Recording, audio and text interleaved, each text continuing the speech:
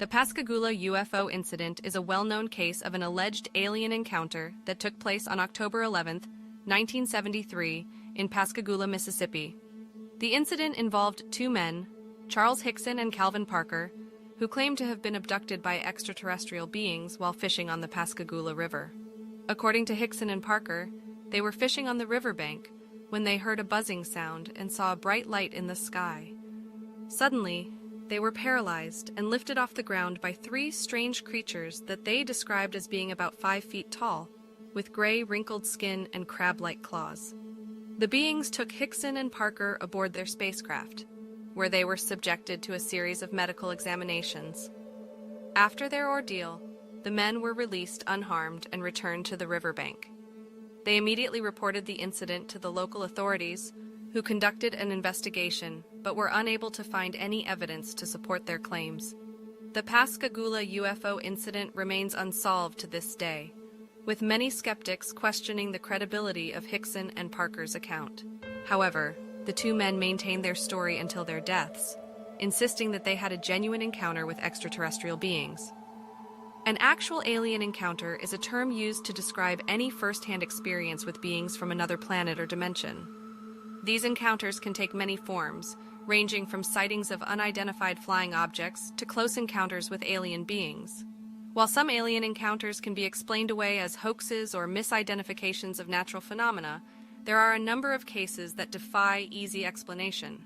These encounters often involve multiple witnesses, physical evidence, and corroborating testimony, making them difficult to dismiss outright. The Pascagoula UFO incident is one such case, with Hickson and Parker's detailed descriptions of their abduction and the lack of any plausible alternative explanations, leaving many researchers scratching their heads.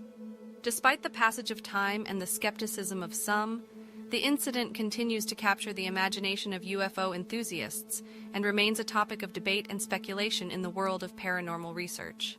We talk now with renowned author and ufologist Philip Mantle, who was one of the first people to investigate this case, and he knew both Hickson and Parker, who told him the true story of what happened that strange night. Yeah, I mean, there's a lot more to the case than we previously imagined. I mean, it started on October the 11th, 1973, on the Pascagoula River in Mississippi. Two gentlemen, Calvin Parker, who was almost 19, and Charles Hickson, who was 42. Calvin had just got engaged, and he didn't actually live in the area. Their families had grown up, side by side. And he was working like 3 jobs, and, so his father said, why don't you give Charlie a phone? He's foreman in the shipyard. He might get you a regular job. So he did.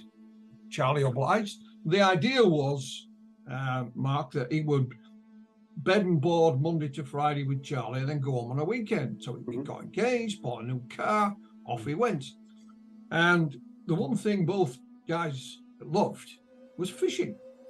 So Calvin, it was a Thursday, it was his first day at work in the shipyard. They're driving home at night, and his pal said, do a bit of fishing tonight? I can't set that down.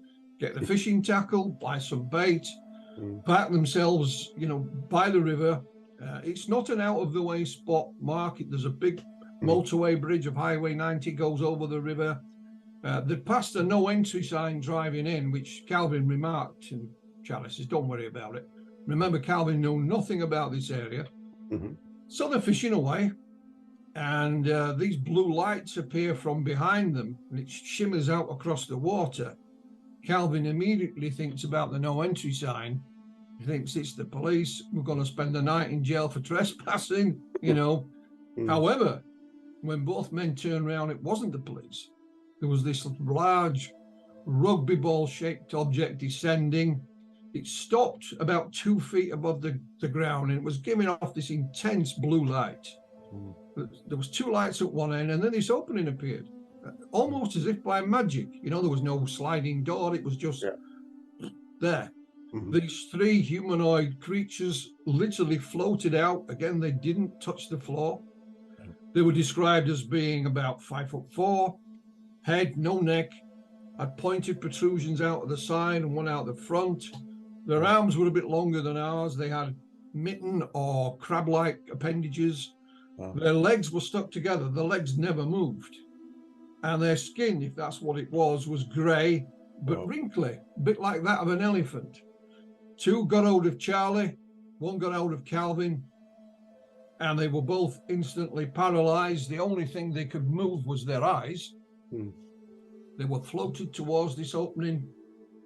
Going inside, Charlie went to the right and Calvin to the left. Both gentlemen were put on a transparent table. Calvin said this thing came down from the ceiling. It was like about the size of a pack of cards, and went around him making a clicking noise. Charlie said this thing, like a big eye, did a similar thing to him. The major difference was that Calvin's lying on this bed. This big ugly creature, as he called it, he stood to one side, just stood there, and he heard a noise from behind him, and another being appeared that looked pretty much human. But female. The only difference was the middle fingers were somewhat longer and pointed. And at one point, she put these in his throat and up the back of his throat, which hurt. They removed his lower clothing, his shoes and socks. And Calvin said at one point they stuck something in his foot, and it hurt. And he felt this warm sensation go up him. He said it was almost as if the blood was draining out of him and it was being replaced with something else. He didn't know that's what was happening. It's just an impression he got.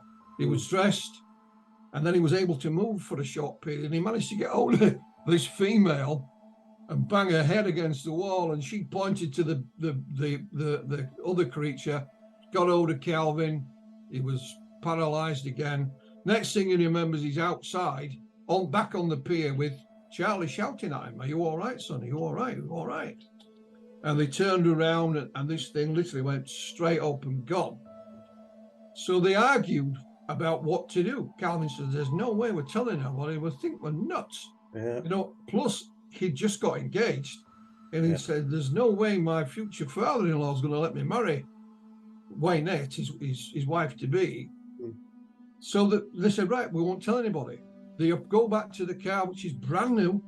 As they open the passenger door, the window falls out. It's completely shattered. Calvin gets in. He said it took him about 20 attempts to start it. So they set off, and en route, Charlie has a change of heart. He says, "No, we got to tell somebody. Right. What if these things come back and do this to somebody else? What if it's an invasion?" So Calvin agrees on one condition. He said, "Well, I'll admit what I saw, but I don't want to talk about what happened on board. I'll say I passed out." So Charlie said, "That's fine. I'll tell them what happened on board." Okay. So they're pulling at a shop that's got a payphone. This is 1973, of course. They have no coins for the payphone. So they managed to ring nearby Keesler Air Force Base. Charlie had been in the army and had fought in Korea, so it was a natural for him to ring the airbase. And they said, "We don't do UFOs anymore. Ring your local officials." So they rang the police. They said, "Stay there. We'll send a car out." So they did. They give them a sobriety check, walk in a straight line, touch your nose with your eyes, all that kind of thing. And they escort them in town, and they end up at the sheriff's department with Sheriff Fred Diamond and his deputies. They are interviewed separately, and then they're placed in a room together. And the deputy goes in a desk next to them, and he does something. They have no idea what he's doing. And he walks out and he leaves them alone. Unbeknownst to them, there is a tape recorder in the desk. And the deputy comes back a few minutes later, again goes to the desk, takes something out. They have no idea what it is. And they think, right, we'll have them now. They'll be laughing and joking. But of course they weren't. Right. Calvin Parker, he's literally, Mark, crawling up the walls. And so it gives the law enforcement a change of heart. They now believe the two men because they were so scared, and scared beyond belief. And they said, "Well, there's nothing we can do. You better go home."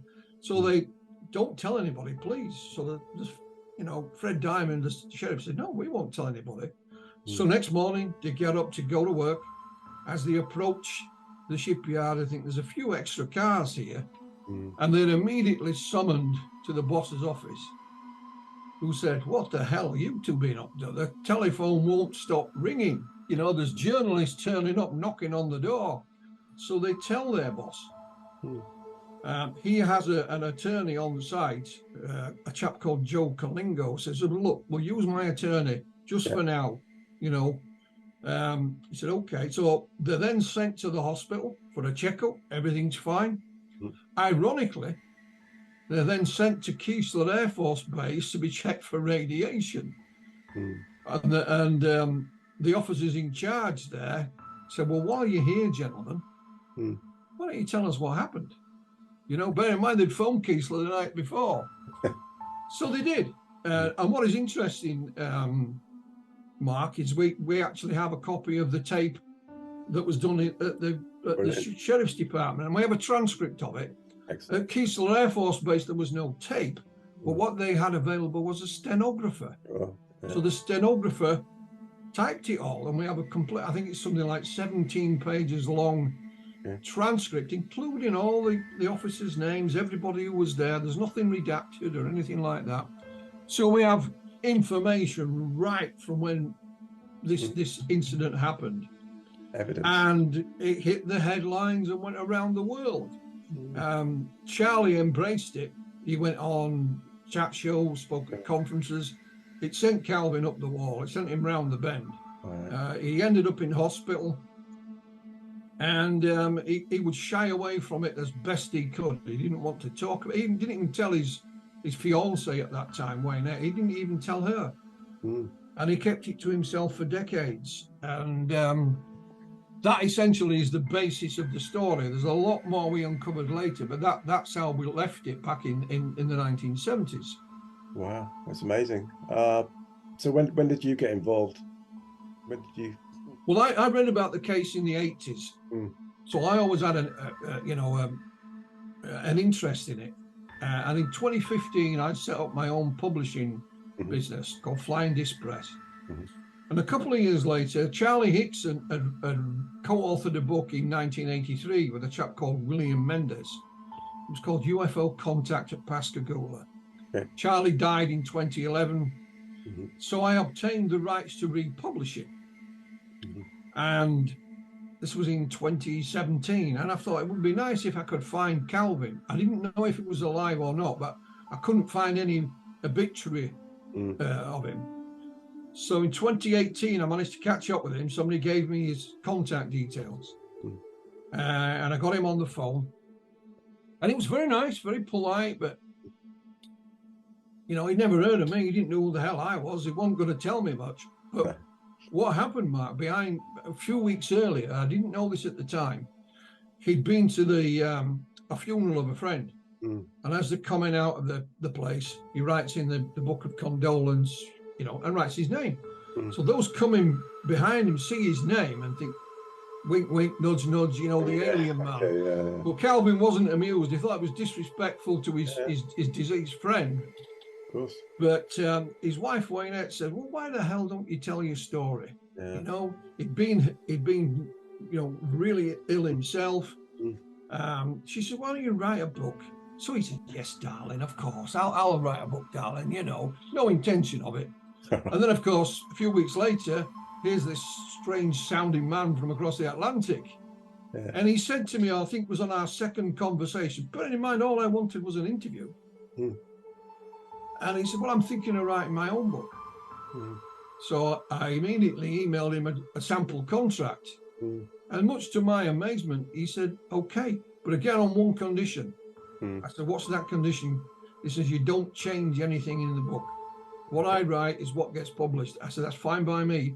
He said, I want people, A, to know the story of what happened that night, and B, I want them to know me, you know, the person behind the story. Absolutely. So in 2018, we published his first book, Pascagoula, The Closest Encounter, and off it went, you know, and people then started coming out of the woodwork saying, I saw it that night.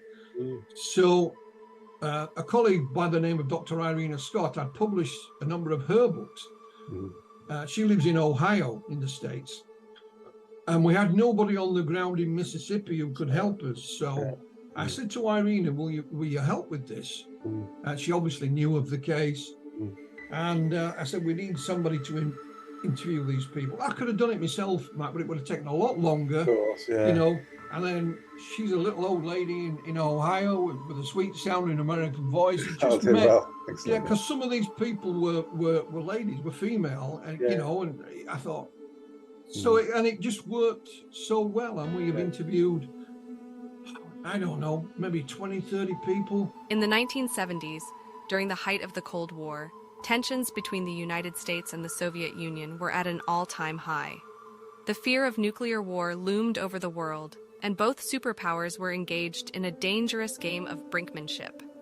It was against this backdrop of fear and uncertainty that a series of UFO sightings and abductions began to capture the public's imagination. One of the most famous cases from this time period was the Pascagoula abduction. On October 11, 1973, two men, Charles Hickson and Calvin Parker, were fishing on the Pascagoula River in Mississippi when they claimed to have been abducted by aliens. According to their accounts, a strange, egg-shaped craft descended from the sky and hovered above them. They were then taken aboard the craft, where they were subjected to a series of medical examinations by beings that they described as humanoid in appearance, but with strange, elongated limbs and large black eyes. The two men were eventually released unharmed, but the experience left them deeply traumatized.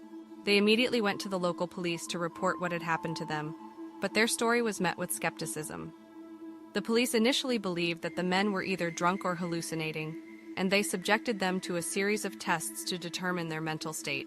However, no evidence of drug or alcohol use was found, and both men passed lie detector tests with flying colors. Despite the lack of physical evidence, the Pascagoula case quickly gained national attention. Hickson and Parker were interviewed by the media, and their story was featured in newspapers and on television. The public was fascinated by their account of alien abduction, and many people began to come forward with their own stories of encounters with UFOs. In the years since the Pascagoula incident, there have been countless reports of UFO sightings and abductions across the United States. Some of these cases have been dismissed as hoaxes or misidentifications of natural phenomena, but others remain unexplained to this day. Many people believe that the U.S. government is hiding the truth about UFOs and extraterrestrial life, and that there is a massive cover-up at the highest levels of power. The truth about UFO abductions may never be known for certain, but the Pascagoula case remains one of the most compelling pieces of evidence in support of the existence of extraterrestrial life. Hickson and Parker's accounts have never wavered, and they have both passed away without ever recanting their story. Whether or not their claims are true, the Pascagoula case continues to captivate the public imagination and fuel speculation about the mysteries of the universe. As the world teetered on the brink of nuclear war in the 1970s, the idea of alien visitors from another world seemed both terrifying and tantalizing. The Cold War may have ended, but the fascination with UFOs and the unknown persists to this day. Whether or not the truth about UFO abductions will ever be revealed remains to be seen, but the legacy of cases like Pascagoula will continue to intrigue and inspire generations to come. In the new book, Beyond Reasonable Doubt, the Pascagoula alien abduction, there are 40 plus witnesses in there. Wow. Some from the time that we found that they've been interviewed previously. But the vast majority of them are people we either located or they stepped forward and interviewed. Some in depth, some just a few just were only prepared to give us a couple of lines of a statement. That's fine. That's fine. And they're all there, and these people are from all walks of life. We even found that Sheriff Fred Diamond himself had a UFO sighting 2 days later. Wow, okay. So it all just accumulated, and of course during lockdown didn't make any difference because people were still online and were still communicating. Absolutely. And so Irina and I said, we've got that much of information. We really should put it all in one book. Sure. And this year is the 50th anniversary of the event, so it just kind of made sense. We've also been working on a documentary that should be out this year. Excellent. And there's also a graphic novel written by a chap called Martin Powell, illustrated by Jason Gleaves.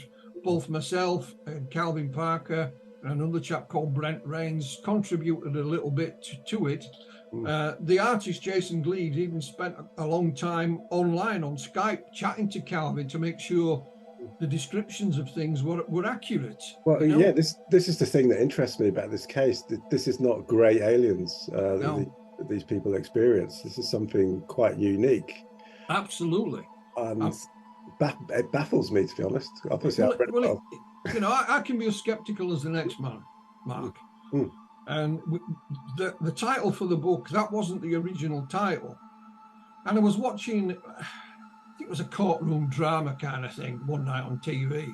And they used the phrase, you have to prove beyond reasonable doubt. And it just went, boing. And I said to Irina, I said, I'm confident if all these witnesses were alive and some of the physical evidence we've uncovered as well, and the documentary evidence, if we were to be able to take that to court, we would be able to prove beyond reasonable doubt that something extraordinary happened that night. Not that they were abducted by aliens, because we're not saying that. Something really bizarre happened. And she agreed with me, hence we kept that title of the book. Yeah, it's fascinating. I just wondered what it was, what experience they had. I mean, maybe it wasn't extraterrestrials, maybe it was something else. Well, we leave the book open. What we're saying in the book, Mark, is here's what we've accumulated. Absolutely. Here's the evidence. You decide for yourself what it was. Something strange definitely happened, it sounds like. I was trying to explain the case to my wife yesterday because I've got the news that Calvin had died, so I was explaining to her about it. And she said, yeah, that's amazing. I mean, it's not little grey aliens. It's some unique experience. I can't fathom it, really. Well, some people were trying to dismiss people's testimony. I said, okay. On the night in question, when these two creatures got hold of Charlie Hickson, he said he felt some kind of scratch or prick on his forearm. Calvin, as I mentioned, when he was lying on this table, they removed his shoes and socks and stuck something in his foot. And he said it hurt. So when I started working with Calvin, I said, have you got any photographs, documents, newspaper cuttings? He says, no, we lost everything in Hurricane Katrina. Understood. So one of my jobs was to then go and politely pester people and say, have you got anything on this case? Well, Alan Hynek was on site within 2 days and held a press conference saying these gentlemen are the real deal. So he founded the Center for UFO Studies. So I contacted them and said, yeah, Philip, here's our file on it. Most of it was newspaper cuttings, but in the middle of it is a one-page typewritten document. So it's written on an old typewriter. And the way you know that is because they've gone over the date. They've got it wrong. Original date, they put October the 12th, 1973. Then they've gone over the 12 and put 13. And I know that because I used to use a typewriter myself. Yeah, me too. Yeah, and the document is entitled, in inverted commas, puncture wounds.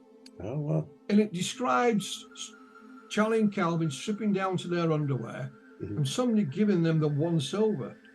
And they said in this document they find puncture wounds, Charles Hickson's arm, his forearm, and Calvin Parker's foot. Wow. And then it says, and here's the photos, or words to that effect. So I'm looking through this file, no photographs. But I thought, well, this is fascinating. This is 2 days after the event. So I asked Calvin, who give you the once over?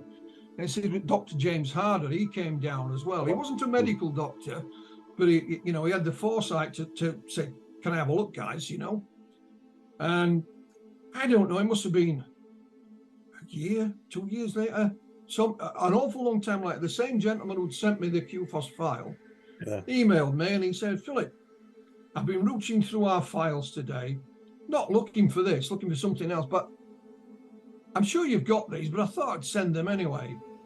And hey, presto, it was the photographs to go with that letter.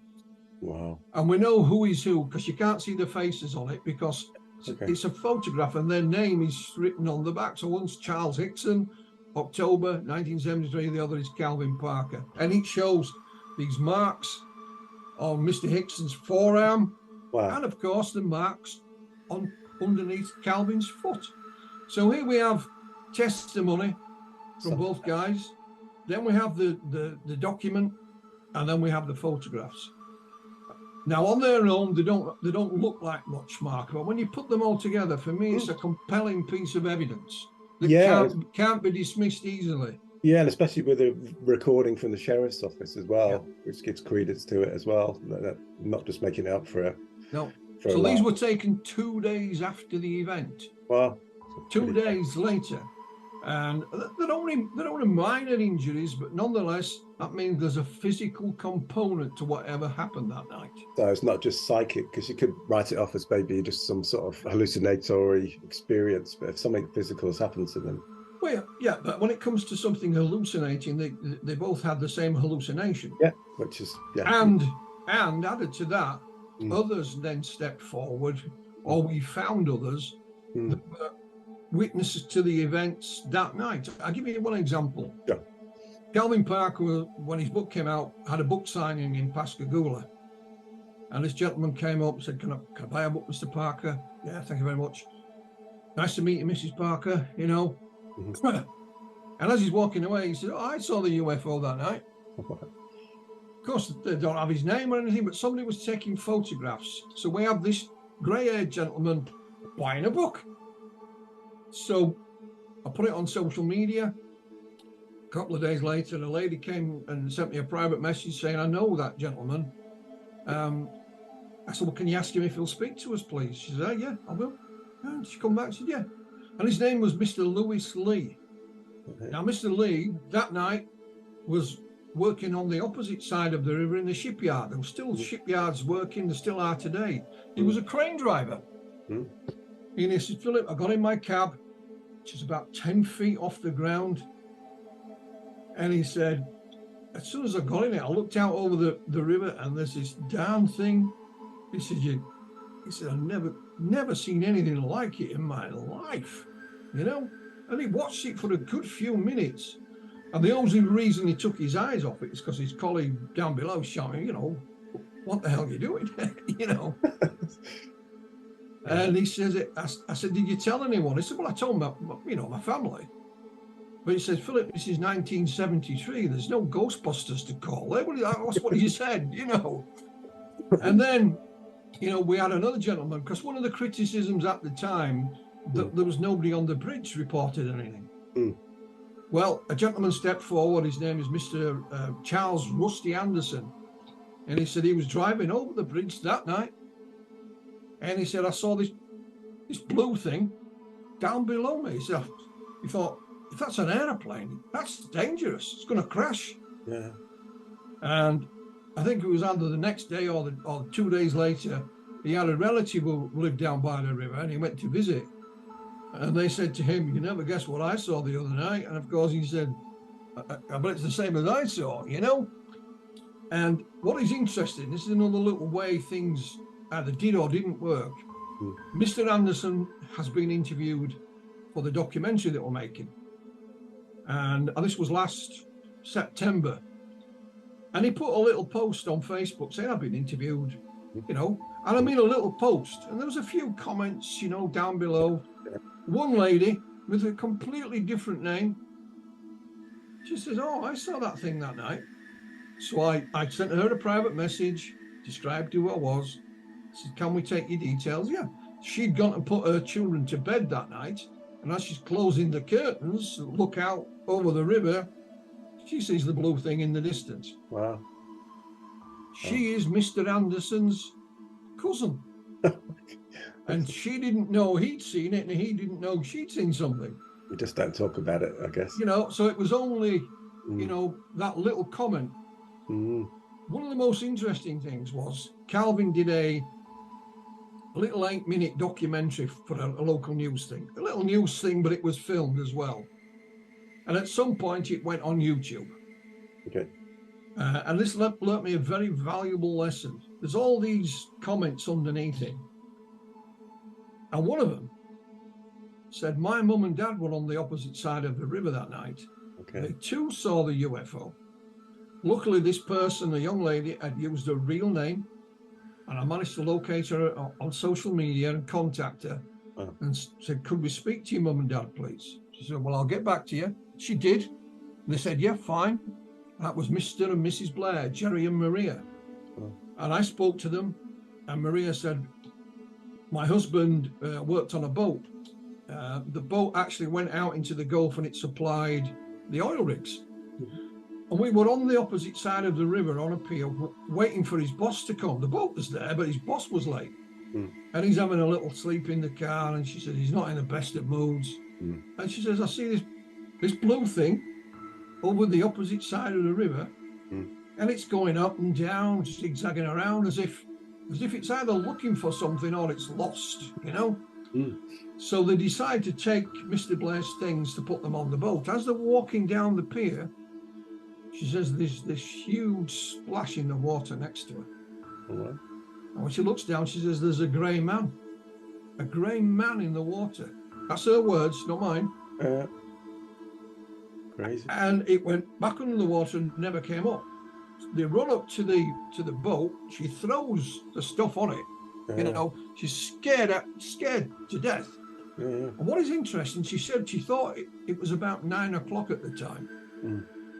And then she had to go back down past this spot, and she ran, terrified. And she says when she got to the car, it was 12 o'clock. Whoa, that's crazy. So I'm talking to her on the phone. And she said, you know, Philip, I often wondered if something similar hadn't happened to us like it did to Charlie and Calvin. I said, what makes you say that, Maria? She says, well, I've got vague recollections of seeing something out of my peripheral vision. Just little flashes of things. Anyway, I passed this details on to Irina in Ohio. She interviews Mrs. Blair, Mr. Blair. They met Calvin in 2019. There was an unveiling of an official historical marker at the site. They were invited along. They met Calvin. They even did a little, 5 minutes on a news broadcast. Then Mr. Blair took ill, again seriously ill, and he told his wife, he said, well, I've got some news for you. We were actually abducted ourselves that night. Oh my God. And even though he was seriously ill, Mrs. Blair gave it in both barrels. You've got to start talking, Yes, yeah. And even when he was in the hospital, just a day before his operation, Mark, he insisted on speaking with me. I spoke to him in the hospital, from his hospital bed. Maria filmed him on her mobile phone. Oh. And he admitted things. He survived the operation, but it was sadly only a temporary reprieve. Right. And he went on to tell Maria more and more and more. And it was almost like a deathbed confession, Mark, Oh, yeah, absolutely, yeah. Wanted to get off his chest, So, sadly, he died. Maria had hinted at the possibility of undergoing regressive hypnosis. I said, don't even think about it. You're still far too upset about losing your husband. Anyway, last year again, she mentioned it. So I said, look, I'll see what I can do. I'm thousands of miles away. We have nobody in Mississippi, But I went online and I found a hypnotherapist who lived locally and worked locally. Professional, not a stage magician or anything like that, And she agreed. So Maria went to Calvin's house because Calvin and her have become friends. Calvin had hypnosis previously, so he knew what to expect. And we didn't tell the hypnotherapist anything, Mark. I mean, nothing. Just date, time, location. That's it. So she goes under. It's an hour and a half long is the hypnosis, but basically she describes these beings removing her eggs. Whoa. And they're interested in human DNA, and they want to make children, but children that can walk amongst us without being recognized. And you should have seen the look on the hypnotherapist's face. She had no idea. And we filmed this as well. I hired a professional cameraman, so we filmed it as well. And she was very emotional at parts. She's crying in it, and a couple of weeks later, we did the same with Calvin. Not because we needed to, it's just that we had the opportunity to do it and get it on film as well. and I'm glad we did. Mm. And just the other week when we I think you mentioned the Unexplained with Howard Hughes. When I was on, he also spoke to Maria on the phone. I arranged that for them, and the full conversation is actually on his podcast. And I've listened to it, and she tells a little bit more in that podcast. And again, hypnosis is a contentious subject. I know that, but it was something Mrs. Blair wanted to do. You know, she wasn't under any pressure from me or anyone else, so we were able to facilitate that. And a full transcript of both sessions, hers and Calvin's, is in the new book. And again, you can make of it what you will. Was there any similarities in the beings that she encountered? And yeah, exactly the same.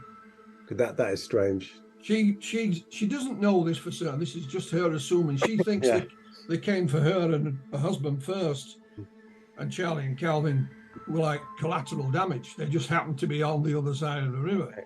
Yeah. You know, that is just her way of thinking. There is no proof to back that up.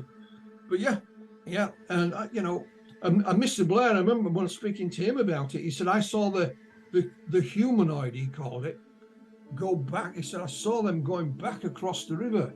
So that's why I think it happened to them first, and then going back across the river to Charlie and Calvin. You know, that's just, you know, there's nothing to substantiate that. It's just their idea. You know, and then more and more people have either come forward, or we found them one way or another in and around the area. Wow, that's amazing. Okay, we're going to have to wrap it up now, but we'll have to chat again. It's been brilliant talking about this fascinating case. This is the most amazing case ever. Well, it is, and what I've said, and I you know, I have no qualms about this. If you're only going to buy one UFO book this year, definitely make sure it's ours. You know, Beyond Reasonable Doubt, Absolutely. The Pascagoula Alien Abduction. The Pascagoula incident, which took place in 1973, is one of the most well-documented cases of alleged alien abduction in history. Two men, Charles Hickson and Calvin Parker, claim to have been abducted by extraterrestrial beings while fishing on the Pascagoula River in Mississippi. The incident sparked widespread interest and debate, with many questioning the credibility of the witnesses and the validity of their claims. However, despite the skepticism surrounding the Pascagoula incident, it remains a significant event in the history of UFO encounters. The case was thoroughly investigated by law enforcement officials and UFO researchers, and both Hickson and Parker passed polygraph tests, confirming their accounts of the abduction. The men described being taken aboard a spacecraft by strange humanoid creatures who conducted medical examinations on them before releasing them unharmed. The Pascagoula incident raises important questions about the nature of UFO encounters and the possibility of extraterrestrial visitation. With the recent push for UFO disclosure and the release of classified government documents related to UFO sightings, many are wondering whether we are truly alone in the universe, or if we are being visited by beings from other planets. The Pascagoula incident serves as a reminder that there are still many mysteries surrounding the phenomenon of UFOs and alien encounters. While some dismiss such claims as hoaxes or hallucinations, others believe that there is compelling evidence to suggest that we are not alone in the universe. The Pascagoula incident, with its detailed accounts and corroborating evidence, adds to the body of research on UFO encounters and raises important questions about the nature of reality and our place in the cosmos. As we continue to explore the possibility of extraterrestrial life and the existence of UFOs, the Pascagoula incident serves as a cautionary tale about the limits of human knowledge and the mysteries that still remain unsolved. Whether or not one believes in the veracity of the witnesses' claims, the case of Charles Hickson and Calvin Parker remains a fascinating and enigmatic chapter in the history of UFO encounters. In conclusion, the Pascagoula incident highlights the ongoing debate about the existence of extraterrestrial life and the possibility of alien visitation.